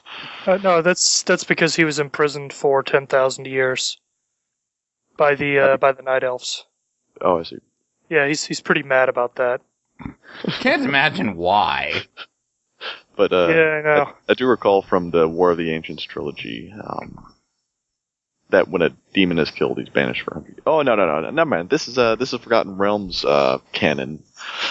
Getting my fantasy literature mixed up. No, that's damn all hard right. system to keep in order. So, I don't know. I mean, like the one that everyone keeps predicting for the next expansion, who's not small, is Azshara and the Naga. Right, true. Technically, Kill Jaden is still alive. We never even killed him. We just sent him back in the Sunwell. We just basically pushed him back down the hole and said, "Yo, get out of here." Oh, interesting. And there's Neptulon in that whole loose thread. Well, that ties into the Naga, because the Naga are controlling Azumat, the giant squid kraken. Interesting. So we'll see what happens with that. Yeah, there's lots of options, just none of them feel awesome, in my opinion, besides Azshara. To answer your question, though, Kiefer, my most enjoyable thing about the expansion is Yidel, and my most enjoyable thing about the last expansion, which is somebody else that we should be considering, is Wrathion. Because he's somewhere doing something. Yeah, isn't that right? What exactly, nobody knows. And that's another example of an original character they brought in since the old RTS. That they seem to want to stick around. The Black Dragonflight's pretty important. He's the only one left. We killed Nefarion 100 times, and Onyxia brought it back from the dead and killed her again. Yeah, so... burp? I don't know. What about you guys, though? Same question to you guys. Favorite thing about this expansion, favorite thing about last expansion? Evan, Florian, you first. Oh, okay. Favorite thing about this expansion was definitely... what was my favorite thing about this expansion? That's a good question. I definitely like the questing. I think the questing was awesome, and it's probably the best we've ever had in WoW. I think the questing was really well designed, and the story told throughout the various zones was really good. Unfortunately, it didn't have any follow-up, but that's not that big of a problem. Well, at least it's not the fault of the questing itself. As for last expansion, I didn't play as much Pandaria, but I did like the gameplay. I thought we had some really well-designed dungeons and raids that were really awesomely put together. I can agree with that. I would like to see more of that. Just more dungeons raids in general, which WoD feels really light on. Cool. Yep. Good answer there. I'll go. My favorite thing from this expansion is I have a big thing and a tiny thing that was also my favorite. Sure. So the favorite thing of the expansion is the garrisons. I think it's really fucking. Ah, man, I said it twice now. We can't do PG. You'll have to edit that one out, man. Give me a little bleep or a gunshot. No, you said one earlier too. Yeah, I'm sorry. Garrison's great experiment, great creativity. I like the size of the system and how they interacted with professions, especially, and with raiding and with PvP. I think it's a pretty good thing to have tried, and I hope they learned a whole lot from this venture. I've enjoyed it. I especially enjoyed it at the beginning. Everybody knows how addicted they were to the garrisons when they first came out and checking their missions and wanting a phone app, Small thing that I really enjoyed, that's going to be one of my best memories from this expansion was figuring out Ore Gorger in Black Rock Furnace, or what do you call it? Black Rock Foundry? Foundry.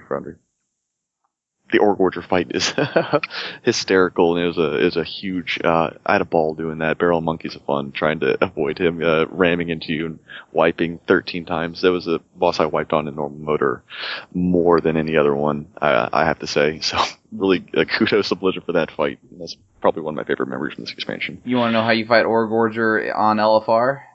How? You stand there, and if he rolls over you, you just let the healers heal you back up and stay standing there until he finally stops rolling around, and then you run over to where you're in range, and then you start attacking him again. That is the entirety of the Ore Gorger fight on LFR. It's real boring. Oh my god. He is a pug killer. Brutal. No, I believe it, because he actually kills you if he rolls over you in the higher difficulties. It's so hard to explain what to do, and you have to really do some lateral thinking to figure out how to predict his movements and stay safe all the time. And what was your favorite the positioning thing? is pretty tough. What was your favorite thing? Pandaria? Yeah.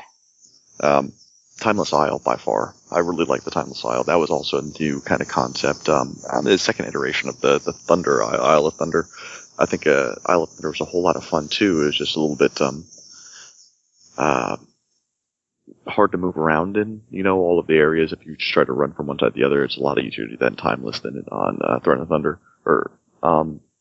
So it kind of got bogged down a little bit. Timeless Isle, I think, was amazing, though. Had a lot of fun doing that. PvP, the Celestials, Odos,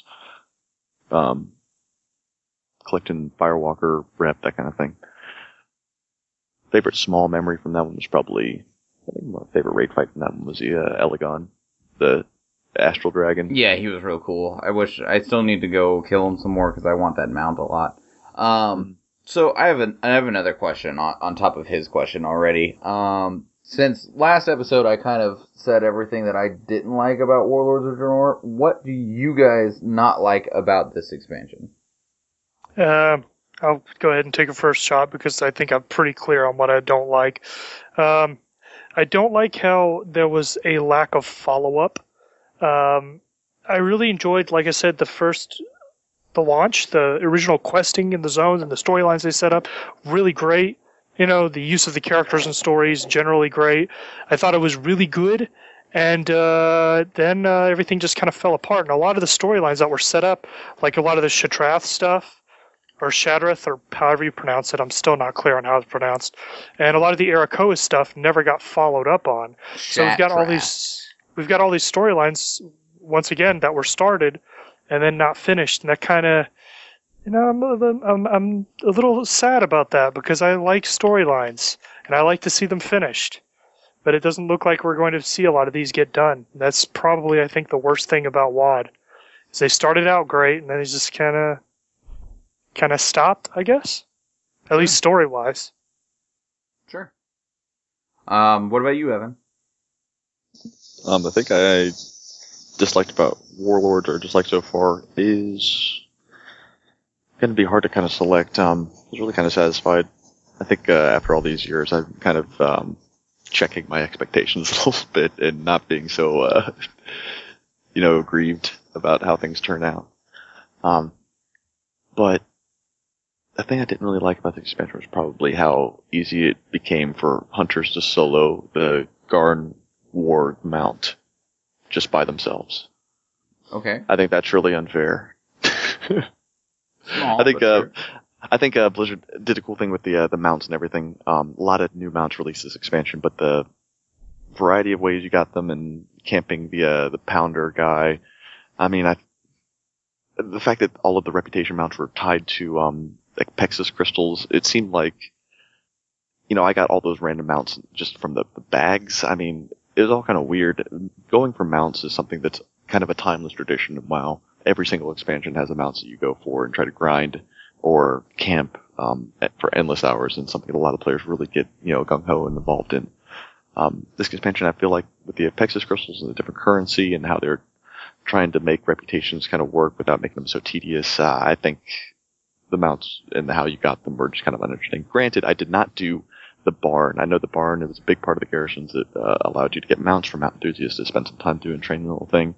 Really I wasn't really in love with any of the I really wasn't a fan of any of the models, how they looked afterwards. You had the 4 different animals, and I can get different colors or ones with armor in other ways, They're kind of just plain, and I would like to have seen a better diversity, or not just like 4 different kinds of Elec, 4 different kinds of llama, So that's my critique. That's the thing I wasn't as satisfied with in this expansion. Seems fair. What do you think, Florian? Anything else? Well, those were the main things. I mean, like, you said the thing we were most dissatisfied with, right? Yeah. Okay, yeah. Did you have a small one? I would say a close second would be how grindy the dailies and Apexis crystals were. That was not fun at all. It's still not fun now, but they give you way more crystals, so it's actually worth doing. But I think they really dropped the ball with that.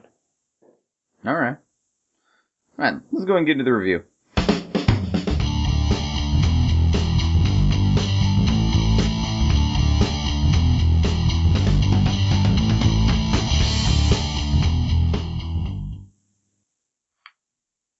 Welcome to the review, everybody. Review is something we do every week, and we will review something, whether it is a 5-man dungeon, a battleground, a class, a spec, an item, a quest line, a zone. This week we are going to be doing a PvP battleground, and that is Silvershard Mines. Silvershard Mines came out in Mists of Pandaria, and the main goal of it is to gain control of these little minecarts that move down railways. If they get to the end of the railway and you control it, you get a certain number of points. Once you get to the maximum number of points, which I don't remember right off the top of my head, you win the game. So, review is broken into 3 sections: ambience, gameplay, and lore. Ambience is everything you see, hear, feel, etc. Gameplay is pretty self-explanatory, and lore is, what's the story going on here. And so we will kick it off with ambience. Looks like I have myself selected for ambience, so sure, why not? The ambience of Silvershard Mines is probably my only thing that I enjoy about Silvershard Mines.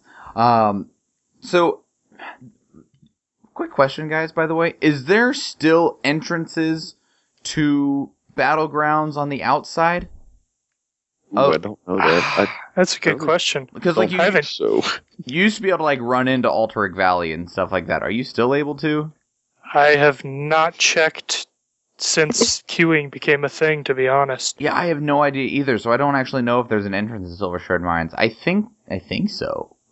I don't know. I think it refers or alludes to a certain location geographically, like the Temple of Kathmandu, but I don't think that they are accessible via the game. Either way, you're down in these, like, I think the thing that's most powerful about this dungeon in terms of ambience is it's kind of dark, which is one of the best ways to hide things that might look bad.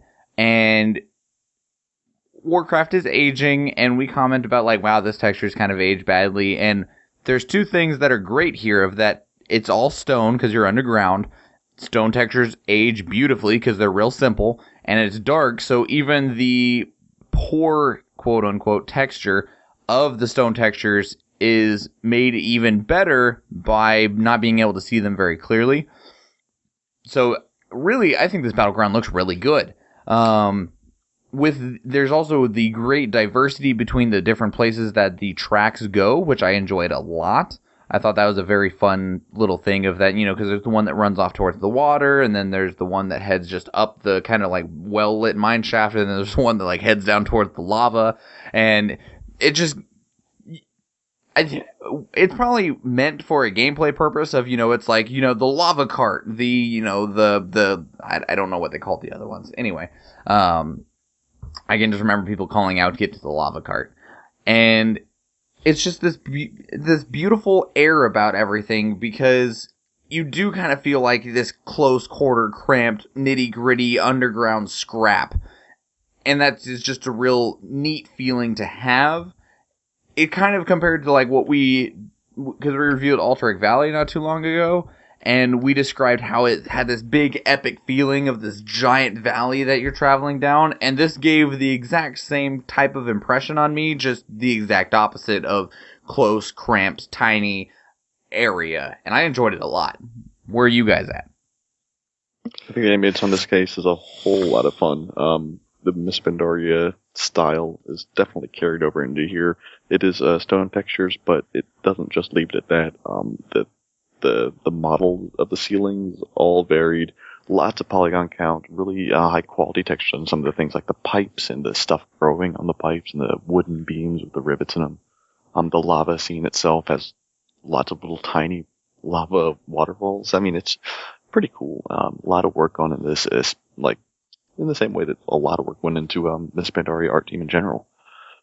So nothing bad about this. You have little goblin dormitories where everybody spawns, that kind of thing. Is it a gnome for you guys? Kind of a gnome Oregon dormitory where you spawn at? Maybe, I don't know. I don't know. And that's pretty much it. I think they knock it out. As far as a good looking battleground, this place looks great.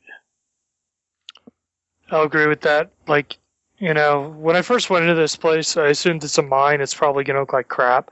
But this is actually very good looking for a mine. The design team definitely put in some effort to make it just like not look like a boring rock hallway, if that makes any sense. I think of Dead Mines when you describe that. Dead Mines is a very boring rock hallway. Before I'd ever gone into Silvershard Mines, I expected Dead Mines plus PvP. And I was more pleasantly surprised. It had a better design, which I feel served it really well. And you can see Miss Pandaria's art team's hard work carrying over here. I honestly don't have any complaints about how the place looks. Yeah, I thought the place looked fantastic. That's because it did. We could also go into the ambient of the how it makes you feel being in there, saving those carts in all of the dark, dank, dismal tunnels and things like that. I think as far as I'm sorry, the mood it kind of sets, fighting in this arena, I think is also really effective. Chasing people around on these tiny bridges over lava, up these tunnels, up and down, big terrain diversity here as Marina. I think it's all that terrain diversity is more of a gameplay thing, but as a place to be fighting over resources, I think this captures like this kind of fighting in the mines. Even though the carts are possessed by ghosts, it captures the essence I think they're going for there. So that's just another compliment. I can't think of any really critiques for this place.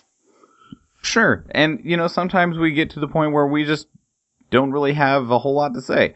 So what then would you want to grade ambience? And I have plenty of conjecture that I'm sure will come up for gameplay and lore. It's probably me going against Evan on gameplay and just punching bagging with Florian. So we'll just get ready to go into those. What would you grade ambience, Evan? A+. Florian? I'll give it an A. It's very competently done, but there's nothing in here that gives me an immediate wow factor, so I'm gonna hold off on the plus. That's fair. I'm not wowed either. It's great, and that's why I gave it an A, same as you. I don't really know if they could improve on a whole lot here. I think it's great. It just didn't really make my eyes sparkle. So we'll go into gameplay, and Evan, I have you selected to kick off the gameplay so that I can just tell you you're wrong on all of your points. So there's a number of paths that these carts go down automatically. They spawn in the center from this big tower. The moment they spawn, there is a white circle around them. In the presence of an Alliance or Horde player, captures that cart for that faction and it moves forward. You have to keep control of that cart until it reaches the end point, which can be changed by channeling on these switches. The longer the cart travels down a longer path, the more resources it's worth when it gets cached. Really? I didn't know that. Yep. I believe, yeah. And then you just have to control the most carts. Generally, there will be 3 or 4 carts at the same time, so that you will have to split up your forces, send 3 or 4 people to one cart and 4 or 5 to the other cart. I believe this is a 10v10. Is that right? Yeah, it's 10v10. And yeah, I mean, it requires some communication, but more just presence of mind to be able to say what carts need defense, what carts are not worth defending, and that kind of thing. Ways you can harass a person who's running a cart by themselves, or if you're outnumbered. And as far as the gameplay of the battleground itself, I think it's pretty simple, considering it's kind of a complicated concept. In execution, it's pretty easy to pick up for a new player. Just follow a cart, and then when it caches, go back and grab another one. And then there's a lot of kind of depth to strategizing about it. I've never done this on a rated battleground mode or with a rated team, but I can see how it can have a meta game that is pretty serious as far as the timing of the carts and which carts to go for and when you activate the switches and all that kind of thing. So now the thing for me is that I have always felt that this battleground favored Horde. Always. When you first start out, the tracks, when you're waiting that minute and a half or whatever to actually be allowed to, leave and go fight people and stuff like that, the carts actually start traveling before then. And they travel down the paths that are all closer to the Horde spawning side. And they travel far enough that you don't have time to go switch the rails, so they travel down the paths that go down the Alliance spawning side. And as such, it almost always seems that the Horde has an easier time. I have lost this battleground a lot as an Alliance player. Well, honestly, I have not played the battleground very much to come up with the same kind of pattern, but I would say it's about 50-50 matches I've played. Yeah, mine are 1090. Can you corroborate there, Florian? Yeah, I'm going to have to side with Michael on this one. I haven't played a lot of Silvershard Mines. I'm going to be totally honest. You guys know I'm not a PvPer, but I have never played a match in which I have seen the Alliance won. As far as I know, it has. In my personal experience, it is not a thing that has ever occurred. So I definitely feel it does favor Horde in its design and layout. The only thing that's different is the distance from the spawn point to the center turret. I'm trying to look at a map of the place, trying to figure out. They travel down the pathways that go behind the Horde spawn point, and you do still have to run around the corner, but you are innately closer to them than Alliance are. Let's see. Oh, I guess that seems like a kind of a bad oversight. Especially with all the history Aldrich Valley has on its own, Yeah, and the other issue is, even if you did want to switch the switches around, the ones that go behind the Alliance starting zone have much longer tracks, which means they're worth more, but they both go to the same spot, which means it's really easy, because once the track is past the cart, once the cart is past the track, it can't be switched back. And once it gets past that track, if it goes down that long one, it may be somewhat closer for Alliance, but since they both go to the same place, it's really difficult to effectively defend both carts, because they're really difficult to get to if they're on opposite sides of those tunnels. Yeah, I understand what you mean there. And, like, if the Horde takes over the one that's farther up, then they just get to sit there and wait after turning in their cart to wait for you to bring them the other one. Interesting. So, yeah, I guess there's more depth to this game than I even imagined. I wonder if that really isn't a misperception of the balance in as far as geographic locations of the openings from these tunnels, how long it takes for a player to spawn and then get to the track. I would say is probably something they have thought out, wouldn't you? I would hope so, but I have probably played like 100 matches on Silvershard Mines, and I've probably won maybe 10 of them. Yeah, I'd agree with that, because it's not just, I don't think it's just us, because in preparation for this episode, I did some Googling on Silvershard Mines to see like what people's opinions and stuff on it are, and I saw a lot of Appliance players, a ton of them, complaining about the fact that they couldn't get the wins they needed for the Legendary Coke Quest because the Alliance never won Silvershard Mines. On the other hand, I've seen pretty much no similar threads or discussions from Horde players, which, like, I can't prove it because it's not, a totally unbiased sample, but it makes me seem like it's very probable that there's some sort of imbalance there. And it's weird, especially considering the fact that the Alliance has normally dominated PvP, as we were discussing earlier. Yeah, and they were doing very, very well in Mists of Pandaria, too. I mean, Alliance PvP, like, Horde was pretty dominant in Burning Crusade and Vanilla, and then in Wrath of Lich King, it was kind of up in the air, and then after the real big change to everything in Cataclysm, Alliance has just been getting better and better and better at PvP. And, like, now they're completely over the top, but in the last expansion, they were still pretty high up there. It was like 65 to 70% Alliance, 30% Horde, and I still always lost this battleground. And I'm not that bad at PvP. Like, I'm not terrible. I say, well, Michael, if you've only won 10% of them, maybe, I was literally, most of those games, I am like 12 kills to 1 death. I'm going, I can't do everything. This is my theory that kind of relieves both parties of blame, or Blizzard rather. This is my defense of Blizzard. Maybe on paper, as far as the map, it is balanced, considering what lanes are easily more accessible by which factions and how that increases their potential to win.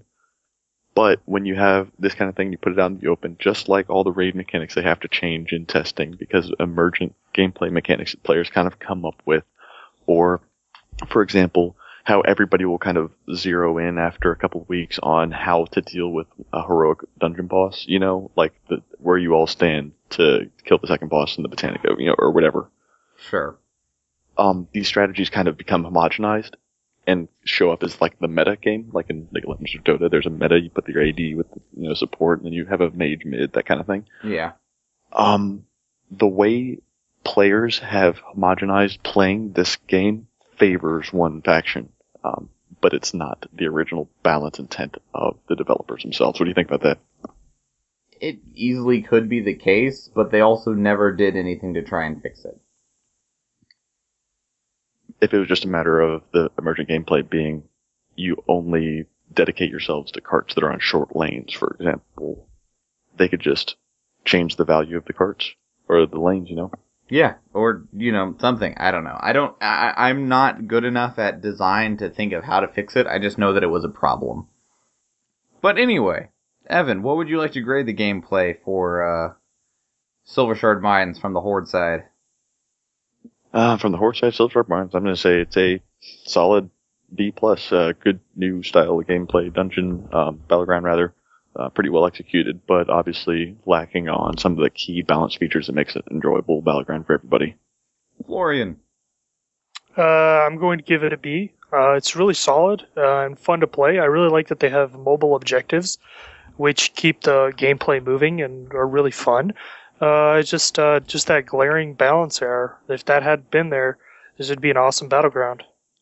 And mine's very similar. I'm gonna give it a B minus. I would have liked for, like, in some of the places, you get points for killing people. I think that could have been a decent thing to add in here too, so that you can at least try and have some sort of a chance if you just can't keep control of cards for whatever reason.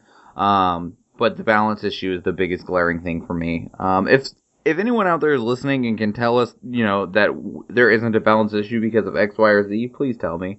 Because I feel like it's huge. So let's go into lore. That makes it a B average on gameplay. Lore, Florian, shoot it at us. So Silvershard Mine is a mine.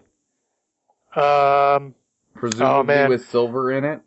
I would assume so. Hold on, I completely lost my notes that I had on lore. Oh man. I'm totally messing everything up. The whole podcast is ruined now. All three lines you had written down. Here we go. So, Silvershard Mines is apparently a really good source of diamonds and gems and other shiny things. And you can use those shiny things to get currency, which you can use to buy, swords and armor. Materials. Yeah, war materials. So basically the Alliance and the Horde, they both want the money so they can get the war materials so they can, war better. It is set in Stranglethorn Vale, which oddly enough is not at all Pandaria, but, wherever they want to put their battlegrounds. That's the day I learned. Yeah, exactly. Aside from that, I really don't think there's much lore there, to be honest. Okay, so now I have a question, and it's not necessarily about this place's lore. Well, it ties into it. Ow, I just need my desk. So, we are fighting over this place for the shiny things inside so that we can get money to buy more swords and weapons. Who are we buying them from? Is there some third-party faction that is just outsourcing and making, billions of gold off of the Horde and Alliance? Oh, yeah. Maybe the Ethereals. That's a good question, because it really doesn't make sense to me either, because I assumed the Horde and Alliance were producing their own war material. Yeah, and they're all a cohesive force. We're all on the same team. I don't see the Night Elves charging the humans for priest use. I don't see the dwarves charging, the gnomes to use their guns. Yeah, I'm not really sure. What do you think quest rewards are? The junk in their pockets? No, it is very strange. Now that I think about it. The diamonds go to the central faction government to distribute among the NPCs to reward players for taking care of their boar infestation. Then why do we not have any diamonds? Yeah. They just change them into gold through alchemy? Yeah, and also the gems don't have any significant purpose in the lore the same way they do gameplay. A ruby in the lore doesn't give you plus 50 strength. It's just a ruby. It's a very, very bizarre thing there. It doesn't really make sense economically in any shape, way, or form, but, I guess they do what they want to do. So, are we in debt to somebody we don't know? Maybe. I don't know. Maybe we had to take out a whole bunch of loans from a third faction to finance. We owe China tons of money, don't we? Darn it. We're going to have to start selling off pieces of Stormwind to China.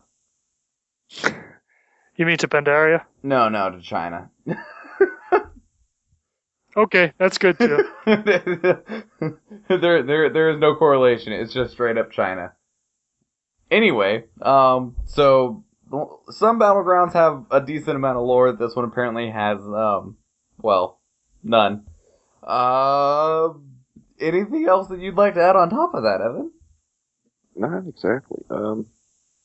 No lore at all. I guess we're moving away from the old system where the battlegrounds were tied to a faction. The faction had a presence for being there, they're at war with the opposite faction of the other side of the battleground, the Silverwing Sentinels versus the Warsong clan, for example. Right. And now it's just like, when you go into the Temple of Kathmandu, there's just, you're collecting points. There's these orbs here, and we're gonna play a weird game of, like, flag football, essentially. Exactly, in which case put the damn faction leaders up there and have them cheer on your flag football team.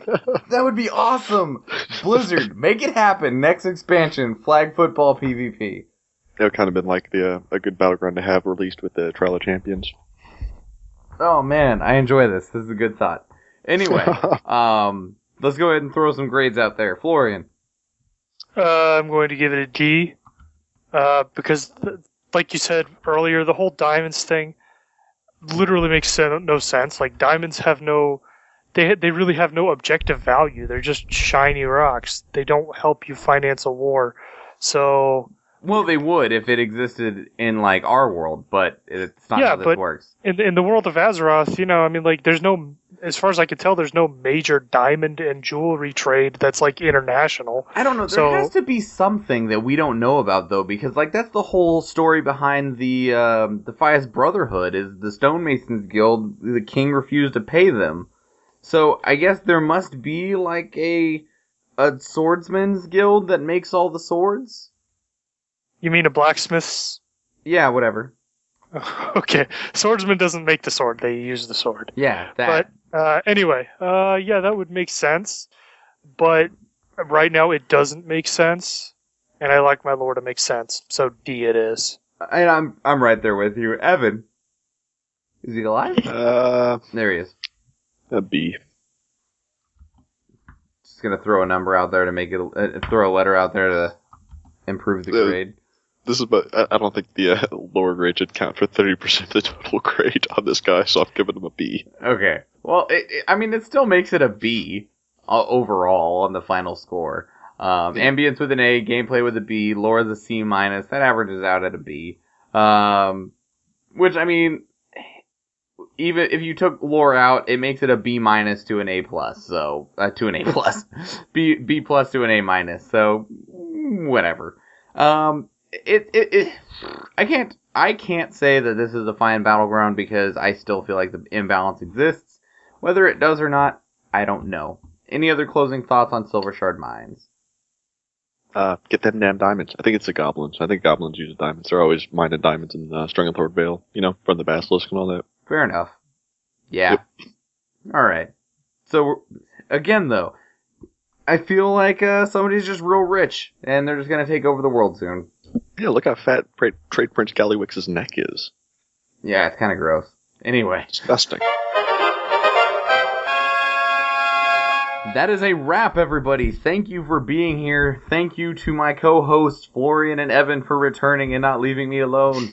Thank you. Again, if you'd like to contact the show with questions, feedback, otherwise, email us at thecastbar@gmail.com. Send us a tweet at castbarpodcast. Call and leave us a voicemail at 508-738-2278, or leave us questions and feedback through our website at www.thecastbar.com.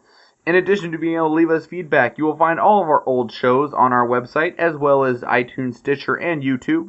And also on our website, you will find a section called Legacy Content, where you can find all of our previous reviews and closer look topics with direct links to those sections. So if you just want to listen to our review for Firelands, just go click on it and it's there. I do have to give someone a little bit of credit, and that is Kevin MacLeod. He did the music for our bumpers. You can find all of his work at incomptech.com. If you would like to contact me personally, you can find me on pretty much any form of social media under the tag SchwanMichael, SchwahNMichael. If it's not that, then search it the other way around, Michael Schwan. Evan, where can people find you? Has he left us? I think. Oh, whoops! I said my whole thing. The microphone was muted. I'm stuffing my face with fried yucca. Yucca? What's yucca? It's a South American root vegetable. Okay. Interesting. I'll have to see if Jennifer has had it before. Maybe she can make it. Anyway, contact information, Evan. You can hit me up on Twitter at ADCWow, or email me with the Castbar. And Florian. you will not find me on Twitter. Email me at the Castbar. Do send us more email though. I really like how he had 2 pieces of mail this week. Let's shoot for 3 next time. Make Florian happy. Yeah, let's make it happen, people. All right. Thank you everybody for listening. Thank you to you two guys for being here, and I will see you next week. Enjoy. You are out of time.